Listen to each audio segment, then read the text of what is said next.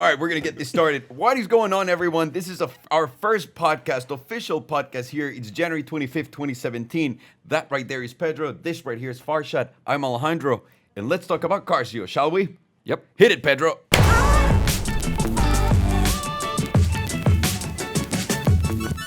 Guys, today's an exciting day. Let me just introduce everyone real quick before we get started. Pedro is the man, the voice of reason in the show. He's the guy, the cool-headed mofo that has all the right answers, right? He's the adult. He's like the real adult in the group. Right here, Fargini is the chief zinger engineer in technology in the company. I develop, create, and deliver zingers. High-quality zingers. Yes. You gotta speak. You gotta talk into the microphone. You gotta speak into your microphone, Farshad. Hey, I do zingers, not. I do zingers, not talking into the microphone. Here we go. All right. And I'm Alejandro. I'm just the guy that talks a lot, and his wife complains so much that he even got a podcast out of how much he talks. So things are going great. I own a few cars, don't collect cars, and I just like to have fun. You're a collector. I just like to have fun. I just like to have fun. Okay. With that said, should we get the show started? I think Pedro here, because being the voice of reason and the only white person here that can actually make any sense when he reads something, and people should take the lead on If it. there's anybody that's white here, it's definitely me. I've got my double cup Starbucks coffee. Does that have any pumpkin in it? Actually, this isn't even coffee. It's a medicine ball. It's tea. It's tea and steamed lemonade. I'm still trying to get over this cold. But and people will take him more serious. That's right. when he That's says right. something, of so, course.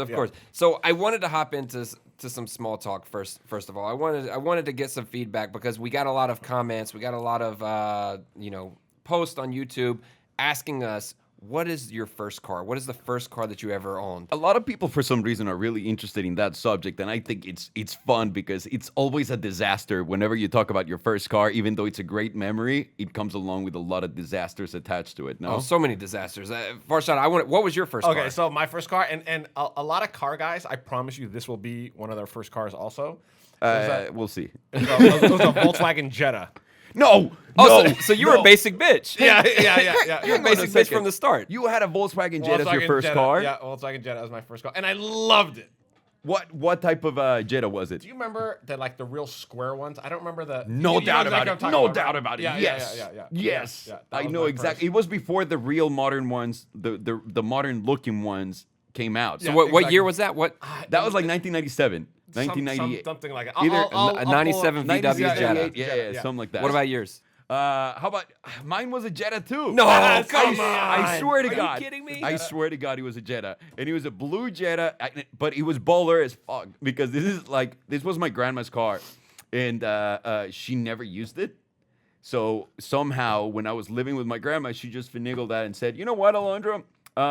Would you like this for your birthday?" I was like, "Fuck yeah!" So I got her Jetta. I got my grandma's Jetta. Was that Homie. also the car that you learned to drive on? It was epic. No. So let's talk about cars that okay, we learned great. how to drive Yes, on yes. because that was not it. Definitely not. Yeah. My first car was a Jetta. I loved every second of it, and then I became a huge VW fan. You still are a VW fan. Yeah. I am. Now, now that they In a bought all different- those in a large different way, companies in a different way, What that year- was mine. What year was your Jetta? I want to say it was probably a 2001. Oh, so you had the newer generation. The newer Jetta. generation. Oh, okay. That yeah. And I really thought I was the shit when I had mine. And then the turbo cars came out and they would destroy them because I lived in Mexico City, right, when I had this. Yeah. And if you go up the mountain, if you go up in altitude, naturally aspirated engines get a lot of loss to power. So they lose a lot of power. When the higher you go, the more power you Because lose. the air. Mexico City, you're losing about 25% of all the power from a naturally aspirated car. So when the turbo cars came out, which were cheaper, they were destroying all of the other ones. My ego was destroyed along with it. But what about you, Pedro? So my first car was a 1991 baby blue Ford Explorer, all American. Baby blue. Ford Exploder. That's what we called it. My brothers to this day, we Ford still call it Exploder. the You know that, right? Exploder. You know that, right? No, why? Oh, so they had an issue with the tires, the Firestone tires, and they would the tires would just Fires would explode, just, and they're just like They would- crazy. tires Yeah. would just blow up out of nowhere. I didn't have that issue. I didn't have that issue. I think that was a little later Oh, was after that later? my Yeah. generation Yeah, of car. there was something with the tires, and they would explode, and the car would like flip over, or some weird Yeah. thing where So- they call them yeah, yeah. exploders. Fun. They call them It's exploders. like I think Oh, that was expected fun. a late 90s Okay. generation. I think that's when all the Eddie Bauers started. Oh, I Oh, remember that's the it. Eddie Bauers. Yeah. Okay. Yeah. So I have a funny story with my first car. So I was 15 years old. It was Christmas morning. I go outside and I see this baby blue Ford Explorer, and I was pumped. I really was. And I hop in the car, I throw it in reverse. I'm gonna go show it to my friend Shane, who lives up the street, and pop, pop, pop, pop, pop. I see a trampoline going over the top of my car. What? Trampoline? A trampoline. I backed straight into the trampoline that was in our yard. I backed straight into the trampoline in our yard, and it went over the car. Giant scratches on the side, everything, and all I see looking straight ahead is my dad down on his knees in the driveway, just crying like, no! Can you imagine My first day? My first car, my first driving experience in my car, I got into an accident, and I left the scratches in there ever since. But that was my favorite car. I had it for 4 years before I gave it to my brother when I graduated high school. But I had strobe lights inside of it. I had the purple neon lights. Yeah, dude, I had. Were you a strobe DJ when you were 14? I or have 15? no idea what was going No? on, but I had 12-inch subs in it. I had tweeters, I had the highs, I had strobes, I had purple lights, I had switches. So I you had- were one of those guys. I was one of those guys. You were that guy. He was that guy. I had a Longhorn mounted on the front of the Hey, no car. need for bragging. What about the car? Hey, We get it, hey, Pedro. We get it. We get it. hey, I got every bit of that 150 horsepower out of the car. Oh, every bit wow. of it, yeah. Oh wow. So it was great. So I'm sure you can relate to this. But Oh, boy. Being minorities and immigrants, we don't really follow the rules that much. So my dad and my uncle would let me drive when I was like 12, 13, like on the roads. Like I'd sit in the car, and I was always big and tall, so I looked like I could drive. But Yeah. I was. but driving you were not but, ready. But I was not ready. But I remember the one thing my dad was going to teach me how to drive stick. Oh boy. So he went and bought this really crappy Volkswagen Rabbit. Do you know what a Rabbit is? Of course. I remember the rabbit. Yeah. Yeah, the Rabbit. Okay, it was Legendary manual. car to drive stick. Yeah, I remember we were in the valley, and he goes, "Get in, and we're gonna go all the way to Santa Monica." I'm like, "No problem, guys." From the minute he said go, I stalled that thing all the way from the valley to Santa. And it was like violent. It was like, and my dad was like, "I don't even know how you're making the car do this. Like, how's the car even just like?" And I felt so bad for my dad, but at the end, I finally learned how to. You got and you drive pretty well, Emmanuel. So Yeah, I'll thank give your you. dad. And he's props been in for Santa that. Monica ever since. I know. Yeah, thank He's you. been through the hardships of Santa Monica ever since. Hey, 13 That's blocks. pretty good. I'll give you mine, and then we'll jump into the new Yep. subject. So I have two great stories. Number one, my mom was trying to teach me how to drive her Aerostar. That was all fucked up when I was 11 years old, so I could go to the grocery store and do the groceries. So the first time, of course, that she's showing me how to drive at 11, mind you, at 11, I remember thinking to myself, fuck, I'm 11 years old. I shouldn't be driving. At 11, I knew that. Put the car in drive. I'm going, I can barely see over the steering wheel because I was not tall I'm still not tall whatsoever. So I could barely see over the steering wheel, but I'm going, and all of a sudden, I don't know how, I made a hard right, and I was going towards a tree, like straight dead on into a tree. And my mom's like, brake, brake. And I just didn't know how to brake. I accelerated even more, and at some point, I was able to brake. That was the last time I drove in front of my mom. That was that. And then after that, a friend of mine who had a car before I did was a Chevy Malibu, a purple one. It was horrendous. A purple Malibu. I don't think I've ever seen a purple Malibu. Purple Malibu. Who wrapped it? in Mexico City? Did Vic wrap that? That was just a regular. That was just a beautiful color. You know what color it was? Vino Tinto, like the hat that nice. you're wearing right Nice. now. Oh, yeah. So we were rolling in the Malibu Vino Tinto edition, and my friend would take me out to places. And one of those runs, he goes in the middle of the night. I stayed over at his house, and he goes, "Hey man, you want to steal my sister's car and want to go get McDonald's?" I was like, "Yeah, but I'm not driving at night." He's like, "Don't worry, I got it." Huge mistake because my friend is 5'4", probably. I swear to God. And I've never confessed this in. So if she finds out, you cannot get my money right now, okay? And we take her car, and we're going to the McDonald's, and my friend's colorblind. He can't see anything at night, anything. So he makes a right turn into the McDonald's, and I see that there's a chain because the place is closed, but he didn't see the chain, so he goes right fucking through it, and all you hear is... Oh, no. The car gets underneath the chain, so we scratched the whole front and all of the roof. We backed it up, we brought it back to the house, and we're like, what do? We try to fix it with all the wax that was available in the house. Didn't fix anything, but we covered the car in wax. The sister comes out the next morning, she goes, "Someone hit my car!" we all come out like pretending, what's going on? She's looking at it, and she goes, "It looks like someone was trying to wipe the damage off." I go, "Nah, it's just from the cold and the rain." And she's like, yeah, didn't think much of it and just let us go. That was, she never knew. So that, We lucked out. so we lucked out, and hopefully she's not listening to this right now. Chances are she's not. She's not. Good. Yeah, good. And Chances also, are she's the not. statute of limitations is way over. Yeah, and especially from Mexico to here. Yeah. We're good. We're good. I'm And it was my friend who destroyed her own sister's car, not me. Oh, that is true. You're just an accessory. Oh boy. An accessory to the crime. What's going to be the first thing we're going to So talk the about first here? thing that we're going to talk about that actually has to do with important subjects is I want to patch in Rodrigo and talk about F1. Let's do this. Okay, so a little background on Rodrigo for those of you who are listening in for the first time. Rodrigo's my best friend. I grew up with that dude since we were 10, 12 years old, went to the same school. We moved to New York together. Then he moved to DC. I moved here. Rodrigo knows everything about economy, business, finance. He's a fucking master. He's the smartest guy that's How in our many group. degrees does he And have? he's got more degrees than I can count. Yeah, Actually. a lot of degrees. A lot of degrees. So we're gonna call Rodrigo and we're gonna talk Formula One because Formula One just sold. Yeah, Liberty Eccleston Media. just sold it. So I want to get Rodrigo on Yeah, the phone. and it wasn't a sell; it was a takeover. So I'm excited to hear what Rodrigo has to say about Exactly. that. Give everyone a good explanation. And one other thing before we bring in Rodrigo that I want to talk about is and mention about him is he also has a YouTube channel called How Does This Affect You? That's right. Which is super important with the way that his mind works. He's always trying to figure out how does this affect us? How does these policy changes and things that are going on in the world how do they affect us individually and why you should care? he So- simplifies the really hard, complicated news Yes. that everyone's giving you. He'll give you a neutral opinion on them, and then he'll tell you this will affect you like this. Yep. And his opinion, which I love because simplifying the news is one of my favorite things in the world. He does it really well. So I think if anyone can simplify the whole F1 deal, will be Rodrigo to us. Yep. Can you clear one thing up, please? Yes. Is he your brother? No, he's not. all right, I all right, know- let's patch him in. Let's patch him in. Is that him? Yeah. Rodrigo. Hey. Hey, Rodrigo! Hey, Welcome to the podcast, dude. We already introduced you, so you don't have to worry about any weird introductions. And also, are you in the toilet? No. No. Are you in a submarine? Can you hear me better? I put some headphones on. It was just. Sounds amazing. Yeah, sounds great. Hey, whatever You look toilet you're amazing, calling too. us from, sounds amazing. Thank you.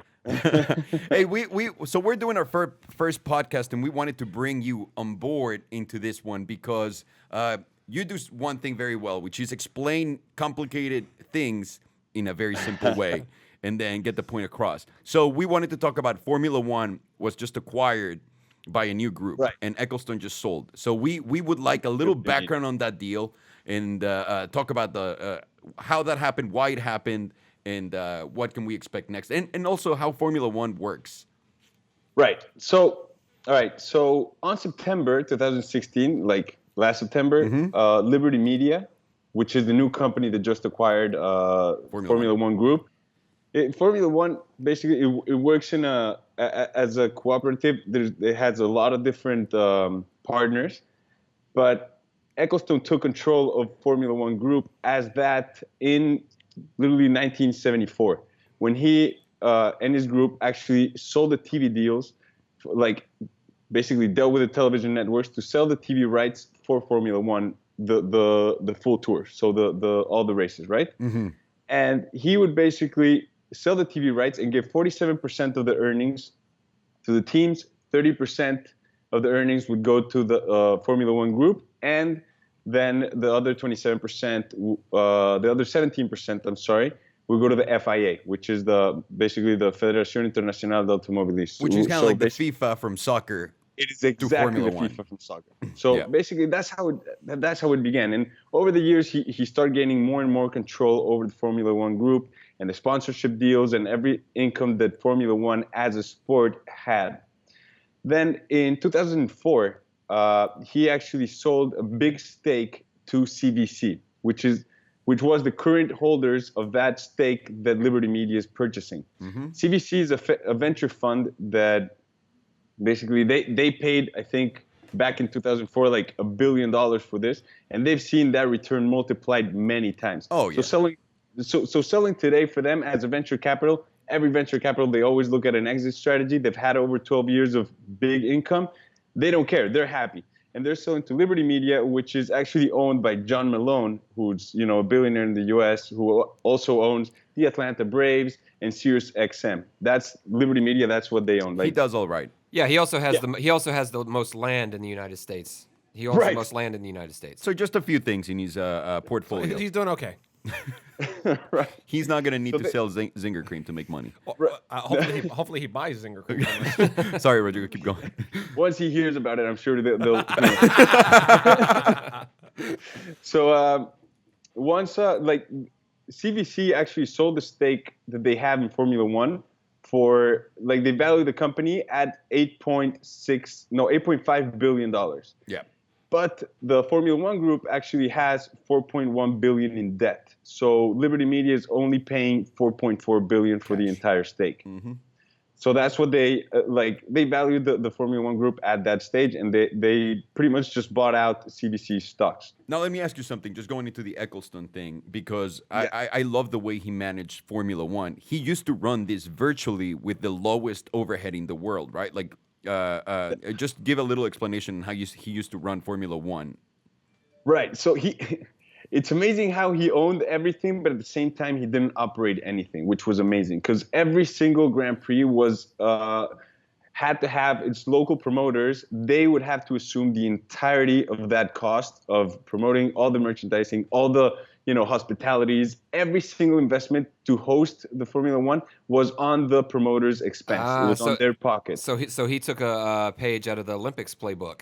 And Basically. FIFA. Yeah. So basically, listen, Basically. Rodrigo and I have always talked about, like, because we do business, Rodrigo and I have had some really high ups in business and some really low downs. Mm-hmm. Understanding a business like that, it's so important the way it works, because we always talked about the perfect business would be one where you're just the middleman putting everything together. You don't have any liability, you don't have any risk, you're not putting any money, you're just controlling all the moving parts. Right. And that's what he did so And well. you own the revenues. That's right. what's the most important part. So every race, I'll get a little bit into like how the races are actually built and their costs to, the actual cost to make a race and the revenues.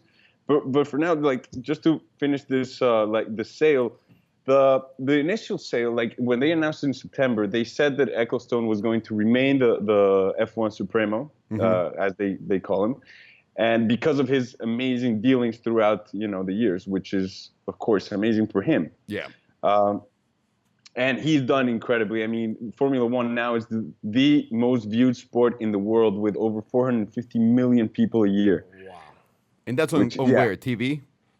Yeah, and that's only TV. That's not even counting all the new added, Social or like anything. social media components that the Liberty Media will probably exploit, with SiriusXM. I mean, they probably know that they will use every single platform they have to exploit their advertisers even more so. Yeah, because they do okay in the United States, but they're not huge in the United States. No. So the question here is, how is this new purchase? Because Ecclestone was very close about social media and the young, basically the young way of getting information out. Yep. He's totally against that. Exactly. And therefore, everyone's looking at F1 saying F1's becoming smaller and about to disappear, when the reality is, listen, people are not watching F1 because younger people, anyone under 34, only 6% of those people watch TV still.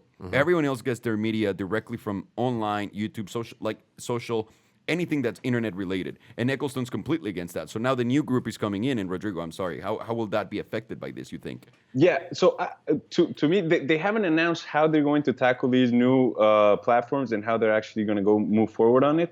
But I mean, this Liberty Media, they're amazing at social media. I mean, just look at the Atlanta Braves, SiriusXM, the growth that they've had in using all these platforms that they have to push Formula One to new viewers. And as you say, new viewers and younger viewers, all millennials, they do not watch TV. They use it either with Apple TV, PlayStation TV. They really just focus on the accessibility of something that they need immediately. Yep. That's the way to go. And that's the millennials. And, Liberty Media understands this new group, which soon enough will be the largest group in the world. Yep. And they understand how to communicate with them. And I think it's a solid idea. Sadly, now they actually removed Ecclestone as F1 Supremo. They're actually ordering Chase Carey to be the CEO and chairman of Formula One Group.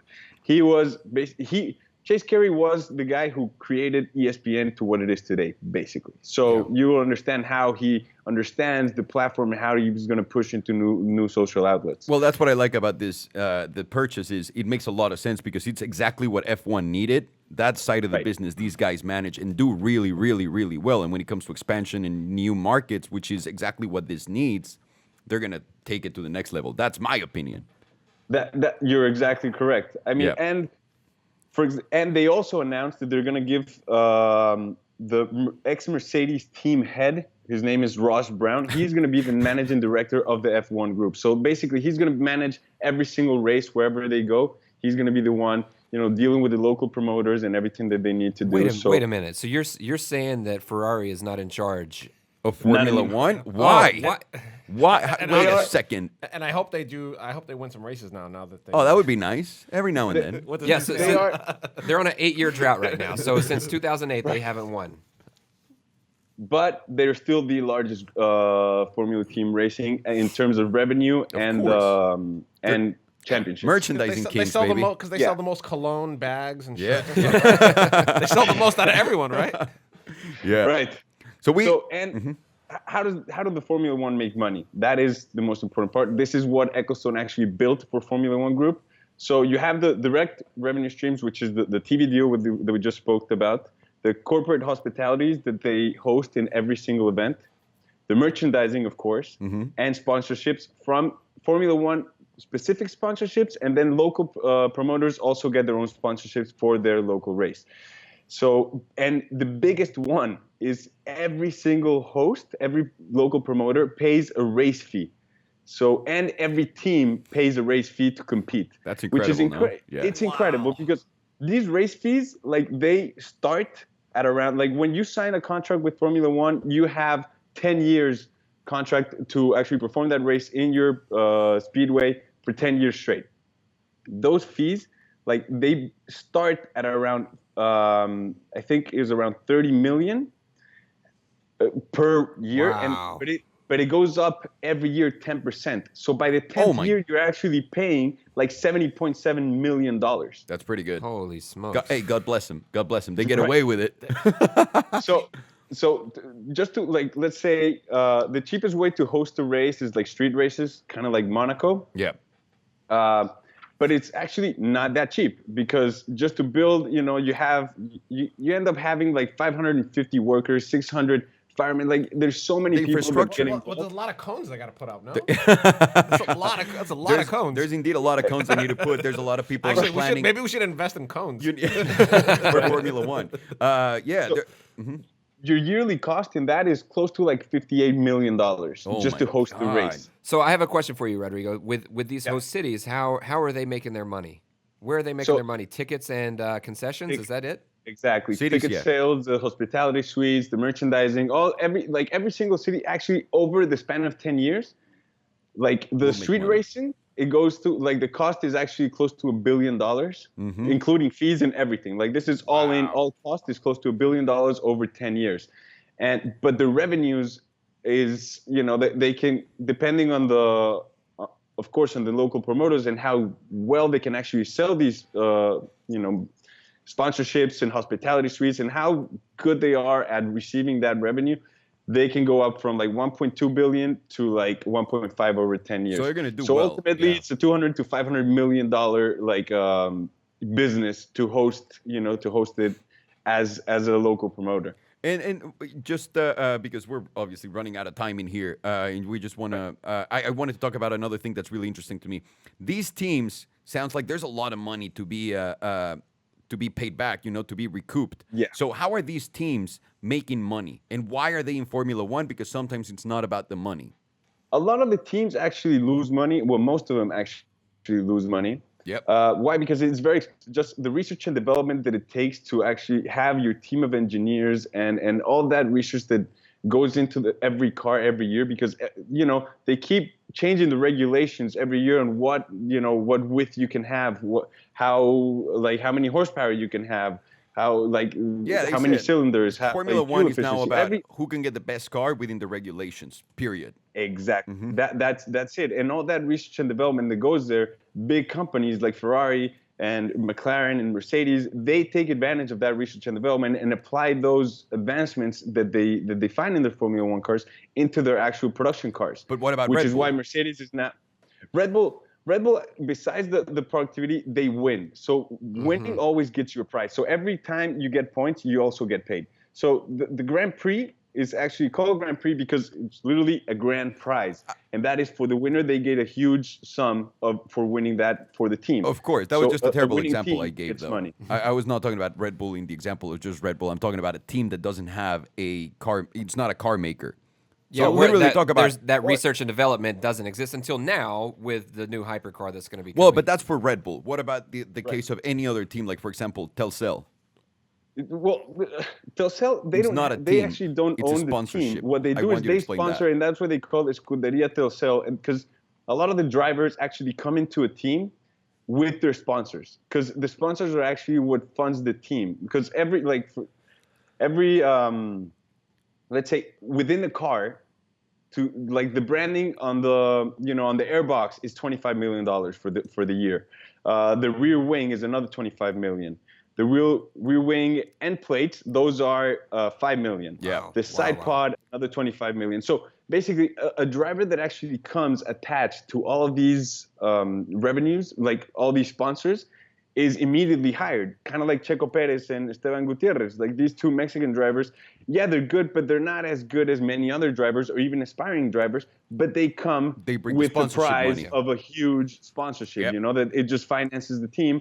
And teams like like Silver and these teams that are actually giving Checo and Esteban like a chance, they're struggling with cash flows and they need those sponsorships, so they take these drivers. And then the only ones that get paid, there's only a few select group of guys that are that talented that scuderias or teams will fight over. But that's only a handful of people. I was under the impression he was doing that. Yep, Hamilton, Rosberg, like it's only the very select few that are actually that talented. The teams will fight for, and pay them like ridiculous salaries, like 40 million. But that's where Sebastian Vettel is with Ferrari right now. He won four world titles, and then he goes to Ferrari, and then they all disappear. Yep. Well, but anyways, so we need to move on from F1 to our next topic, and I really think that it's important that we bring Rodrigo back to talk more about F1 on the next podcast. I have one final question for you, Rodrigo. Hit it, Pedro. This deal with F1 with Liberty Media, in one summation, is this good for F1? Yes or no? Yes, in my opinion, yes. Okay, I agree. Yep. Awesome, Rodrigo. Thank you so much. Thank you so much, dude. Thank really you, guys. appreciate it. Hey, Italian goodbye. That was easy. That was our first guest. That was not a real guest in here. So we're doing great, guys. Do you guys want to take a quick commercial break? Do you want to take a commercial break? Yeah. For Zinger Cream. Zinger Cream sponsoring your show since 2017. Can I just say one amazing stat about Zinger Cream? Please. You will not believe this, but literally it's the #1 Zinger Cream on the market, and we haven't even launched it. Unbelievable, Farshad. Unbelievable data that we've collected over the days. #1. And I think it's very appropriate that you brought up data, because that's the next thing that I want to pop into is Hit data. it, Pedro. And we just heard yesterday from Ford about the data on the Ford GT. Can you please explain that to everyone that's yes. watching? Yeah. And then we'll get into that. So I got my breaking news from my friend The Darkest Ride on Instagram. What's up, man? I hope you're listening. What we found out is the Ford GT is coming in at 647 horsepower, 500 pound-feet of torque, weighing just over 3,000 pounds, top speed of 216 miles an hour with no V8 engine. And it's only just over a second faster than the LT, which came out 2 years ago. Second faster? It's on a track that they chose. Now, please give a little bit of the background. Who put the test together? Ford put the Who test released together. the numbers? Ford. Okay, and even then they're saying just a second faster than an LT around the track, huh? Yeah, which came out 2 years ago, right? Also, mind you, if you're looking at numbers, just pure numbers on paper, that Ford GT doesn't make that much sense to be like faster than that LT. No. I would actually really like to put those cars together. I'm not saying it's not. It could be. But I actually want to put those cars together and put them on the track and really race them and see what really comes out of that. Because every time we hear from a manufacturer giving us times, That's a big no-no, okay? And for a lot of people that listen to the show and have been watching for a while too, the other Let's Talk About Cars, we know that you're not supposed to believe anything you see on the internet. Or at least mostly. Except for this channel. Except for this channel. We're the only ones that will tell you the truth. No, but for real, you just don't go blindly in thinking this. For the longest time ever, I thought Ferrari was spanking Porsche in every category, and you just go to the track, you run the cars, and you immediately know, wait, that's not right. So who's lying? Is it a magazine? Is it the manufacturer? And the reality is, who cares who is? The best way to put these numbers down is by doing it ourselves. That 4GT, we waited for so long, and also at 216 top speed. Yep. That's what it is. 216 on a 6-cylinder engine. That sounds ridiculous. No, is that even possible? Wait, what was the horsepower? The horsepower 640. is 647. So 647. The LT has 666. They're saying that the car weighs about 3,000 pounds dry, Just right? over 3,000 What is dry. the LT? What does the LT weigh? Around there. But it really does weigh that. Does that make sense? Yeah. The 4GT immediately when someone releases numbers. Also, everyone lies about how much their car weighs. The only important thing and one thing we know about is aero, and that car looks like it's got more holes than Farshad can take care of. On Bumble. It really does. It has all the aero already there. At least it looks like it. But still, like with all that aero, and it's just within a second of the LT makes no sense. Hang on, but that's on a Ford press release. I know that's Okay. and that's what I'm saying, and that's what I'm getting to. It makes no sense because they were touting this as like the best power to weight ratio of any car that's on the market. It's going to be the next America's great car, but yet the ACR was destroying the LT on the track. Fargini, you know what route they're taking? What? Do you not know what route they're taking with everything that they're saying, all of their claims? Dude, the Fisker route. Do you not remember? Hey, we're going to come out with the most amazing all-electric car. All right, it's not going to be all-electric. It's going to be a hybrid. Okay, it's going to be more of a four-cylinder. Okay, it's only going to do this. And then all of a sudden you end up with a car that you look at and it's just not giving you the numbers that they promised you. And Yeah. Do you think this was wrong of them to put that out? I think until you have the car ready I think and it's too set, early, way you too early. You can't just turn around and start. And you know the thing is, Preaching and you're not numbers. giving anyone a chance to go verify this. Well, right now, No, yeah. right now, that's what I'm but when saying. the You car can't- comes out, yeah. you know. It for a is fact interesting we're though that getting- they did release these numbers, and they aren't really as good as everybody was hoping and expecting, Yeah. right? Like, Well, at this time, this is what we're talking about. The AMG GTR is going to come out. The new Lamborghini Performante is going to come out. Those cars are supposed to be quicker than a 918 already. Yeah. Why is the 4GT going back to? Well, we can take care of an LT. Yeah. What? You know what? You know It's why? a I half think, $1 million American car. Yes, Farshad. I'm you sorry. know why I think they're doing this? Why? Is because there's a lot of chatter that the car is not going to be able to perform. And I Yeah. think they're just trying to get in front of it and just trying to kill a little bit of that energy and vibe. Well, think about this. If you're offering the car at $500,000, your closest competitor is the LT, right? Yeah. At first, they were like, we're going to destroy basically a 918. We're going to kill everything. We're going to be the fastest car, power to weight ratio, all of that. Then they're like, okay, for the price, where should we go and say like, hey, we can beat that guy? And I think the LT is the only car that performs at that level because the Aventador SV, even though it's also a $500,000 car, it doesn't perform as well on the track as these other cars, as we saw in Banging Gears Episode 3. how many GTs are they making? Do you know? Do you know, Pedro? 500. They're 500, saying yep. the initial one was 500. Then they were going to do another run of 500 for the second wave. And now they're starting to say like they're going to make 25 cars for a very special amount of customers. So basically, there's going to be 1,500. You cars. know the Okay, song, there's right? gonna be Yeah. 1,500. So here's my question. Yes. I don't think they need to come out and make any claims. People are going to scoop those up. It doesn't matter. Like the people buying that car, they're not buying it for the number. You're No buying it one- because it's a limited No edition. doubt. Yeah. Do you understand? Like there's I completely no need. agree don't, with you.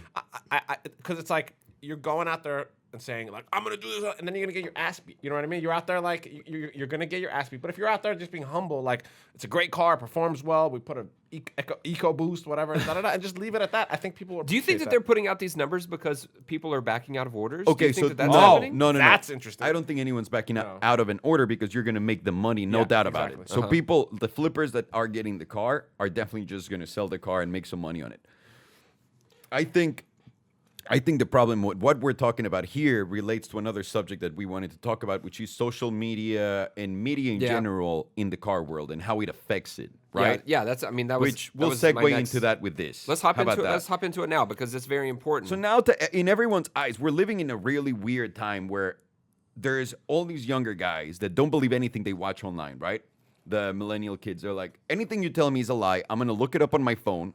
Then you go to dinner, you talk to one of them, they look it up and say, no, that's wrong. Yes, that's right. No, that's wrong. We were taught by our parents that read everything on an encyclopedia. And we learned from reading magazines and newspapers without understanding that there was so many other factors and things that can change anything and that people can be influenced by. Yep. Does that make sense? Now comes social media. And that's been the biggest problem I think the car world is encountering, which is it's a dick measuring competition at all times. It is. Who's the fastest and who's what. Yep. And I'm one of those guys, and I was very obsessed and fixed with that because I hate to be lied to.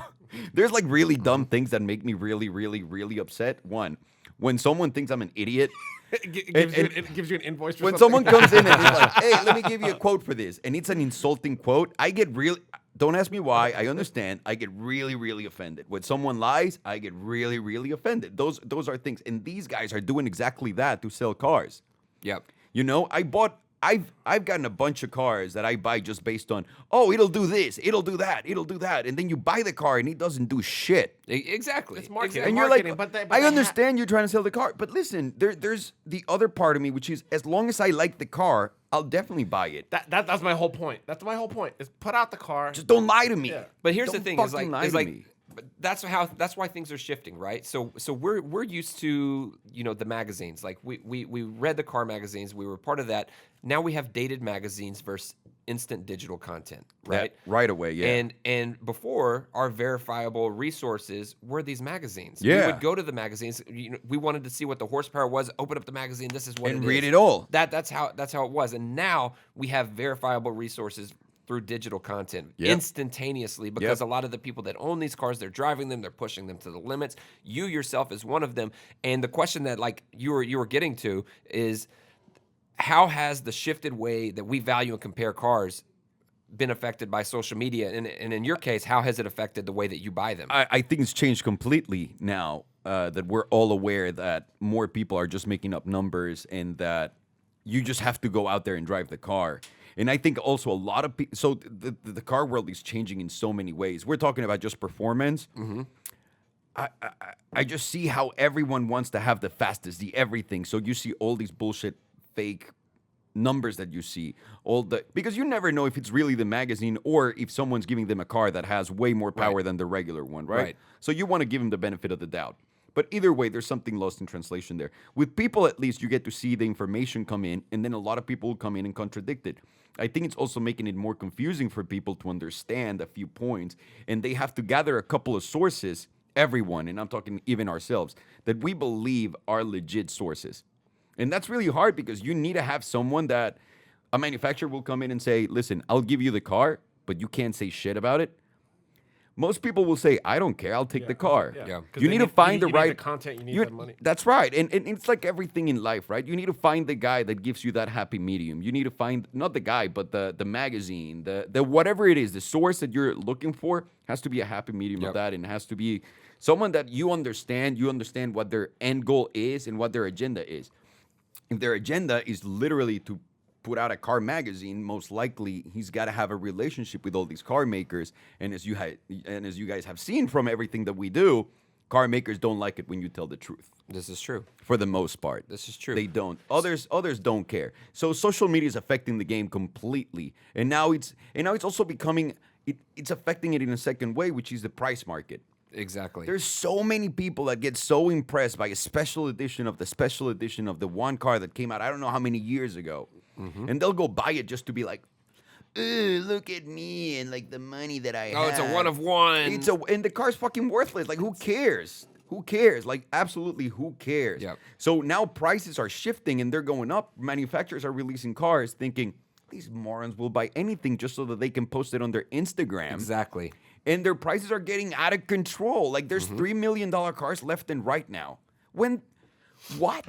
We jumped from the Bugatti, which was impressive as hell, from the 1.7, and now we are literally at cars that come out of dealerships, Bugattis. Like if you spec if you do a good spec on a Chiron, that's gonna run you $4 million, including taxes. At least. At least. Yep. At least, and it's screwing everything up. And then everyone's now getting into these fake competition about, and what we talked about, money, money, money. Who's got more money? That's the only thing that matters. It's not. It's about finding those cars that will make you happy, that will bring you joy, that will make you feel complete if that's what you're looking for in a car, rather than just spending money to spend money. Yep. That's absolutely dumb. And it's an impressive segue. I think we're doing really good on our transitions There right you here go. because the next thing that I want to talk about is the cars that you have in your garage, right? Is like buying cars as millennials versus like people like Cadillac that are doing the rideshare programs, and how we take in our cars, because you still have a lot of people that are collecting, but you also have a lot of people that don't really want to own the cars; they just want to enjoy them and experience them. So let's talk about Farghini. You gave us information on Cadillac's new program. So can you please repeat it so that everyone's got it? So basically, it's about $1,500 a month, and for 12 months, you'll be able to pull any Cadillac that they have. You can only do it 18 cars a year. 18 cars a year. So like you're like, all right, I'm going on a trip. I need an Escalade for a week. You go on the app and you're like, bring me an Escalade. They bring an Escalade to you. You drive it. You come back. You're like, oh, I'm going to dinner with my wife. I would like a whatever. I don't know the CTSV. whatever it is. CTSV. They bring you a CTSV. So basically, you're making a monthly payment and you just have access to a pool of Cadillac vehicles. You're leasing a fleet. Yeah, You're technically leasing a fleet. Yeah, you don't pay for insurance. You don't pay for warranty. Well, labor. All the. You don't pay for anything. You have no overhead whatsoever. Not even the insurance, which is so impressive. You just pay for the gas. If Mercedes had something like that, like I'd sign up in a minute. Well, but this is what we're. What about BMW?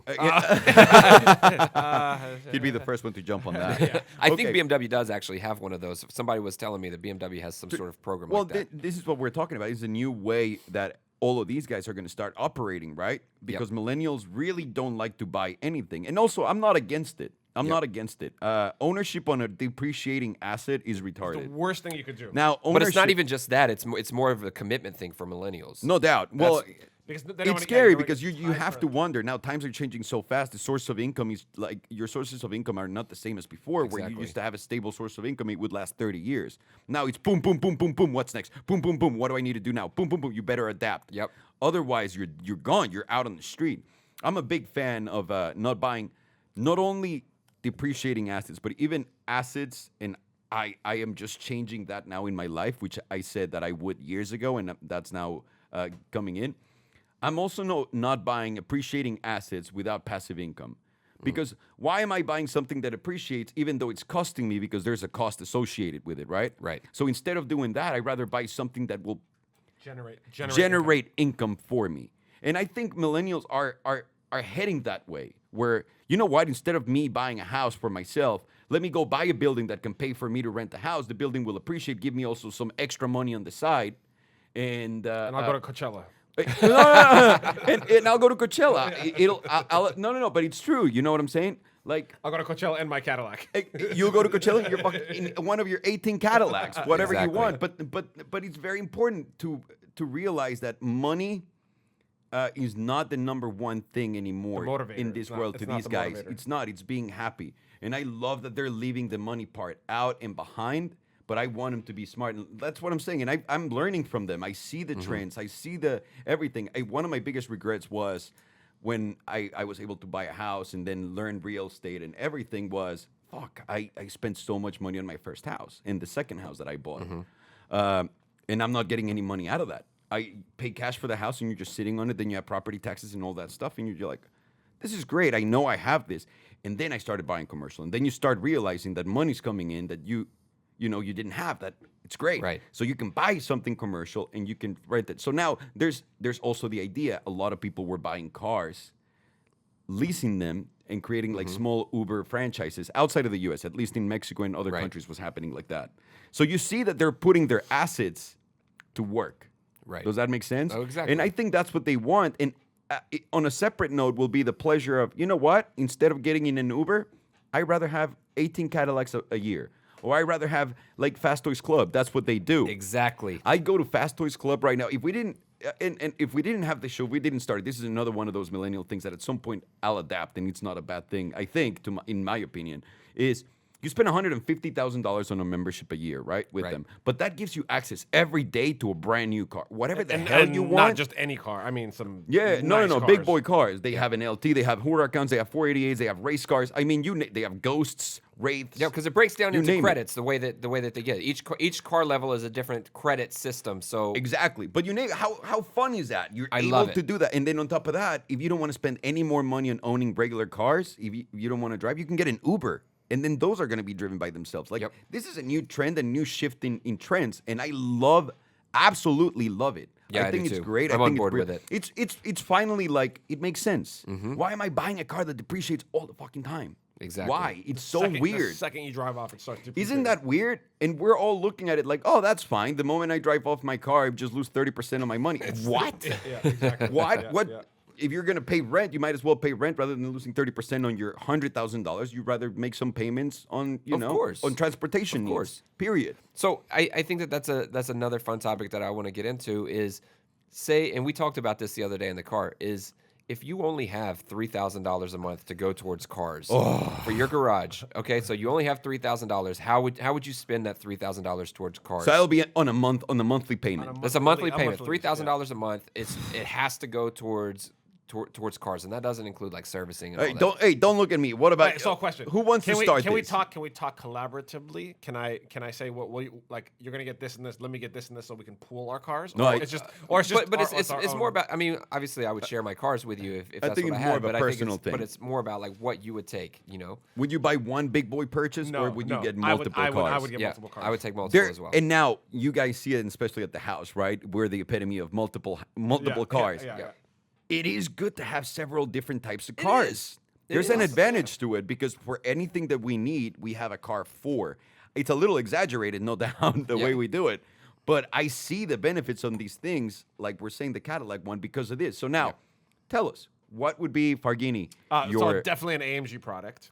Definitely some sort of AMG. So basically, right off the bat, you're Yeah. $1,500 out. Right. So, Go on. do you think E63 can you can get those for $1,500? $2,000 at least. All right, I would get a C63S. Okay. Okay, that would So you're looking at $1,500. Okay, that would satisfy that. Mm-hmm. And then maybe a Targa for because my daughter likes convertibles. And I like that. I'd have the 4-door AMG with the pops, and then I'd have the Targa. That might be over the rate. How much? How much? You might be over. Will you cover the overage? Absolutely not. Absolutely You're not gonna cover it? Absolutely not. I love Nyla, your daughter, too much, but probably I'll just get her that one, and then your fest is gone. So you think it's gonna be $2,000? I think so. Yeah, I would do it. I'd pay a little over. I'd have a Porsche and an AMG, and I think that's all I need. What about you, Pedro? I can't believe we're gonna give Farshad the benefit to like go over. Like you can't go over. You only have $3,000. Like what happened there? You can't go I'll over. negotiate. I'll negotiate. Okay, I'll negotiate it down. You would There's negotiate no it down. question. I'll negotiate both of them. I'll also help you get the lease Okay. with the right guy. Okay. Yeah. So I would probably go with a Ferrari 458.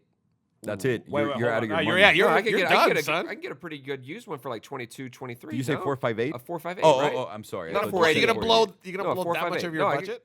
Okay. Yeah. So And then- you're gonna hate the 458 because it's a good car. No, Fast. It's loud. It's an actual Ferrari. No, You're I gonna want hate it. I want it to ease me into the 488. I want to ease into that 488. Okay. And then I would just get a regular Cayenne, not a Cayenne Turbo or anything, but a Cayenne for like $700, $800 a month. Yeah, like the one we drove. Not the one we Exactly. drove. No, I will not let you. I get like that, it. That base one. He Oh. wouldn't. He would. Yeah, the car is the same. It's just It's a great. smaller engine. Who cares? It's great. It's Okay. fun. It's fun to drive around. I mean, what would you get for $700 a month to finish up that?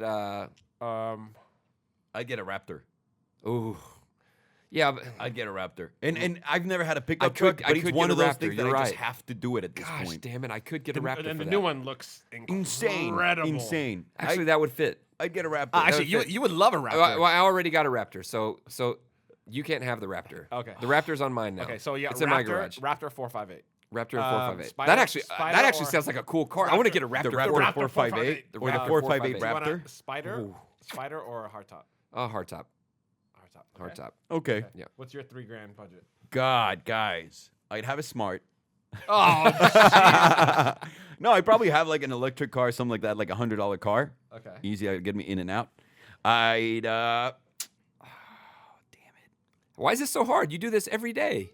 No, I don't. I figured you would have this down to an art. No, I don't. No, these are yeah. This is tough for This is him. 3,000. This is tough for him to only spend $3,000. Wow. Wow. Really hard. I'd probably get $100 car a month just to have because you need it. As the tax write-off, right? As For a- electric 100%. I'd probably go with a Tesla for my a Model S. So what, model. that's another $1,200, $1,300. About. Let's say Yeah, you're about. at 15. You're at 15. So I'm at $1,500. $1,500 left. You really would get a Model S? And then with $1,500 left, I'd buy. No, hang on. I'd get an S class for $1,100 a month or $1,200 a month, which is very doable. A brand new one. Yeah. So we're at $1,200 plus the $100, $1,300. So I'm still $1,700 out. Oh, what would you get for? GT3?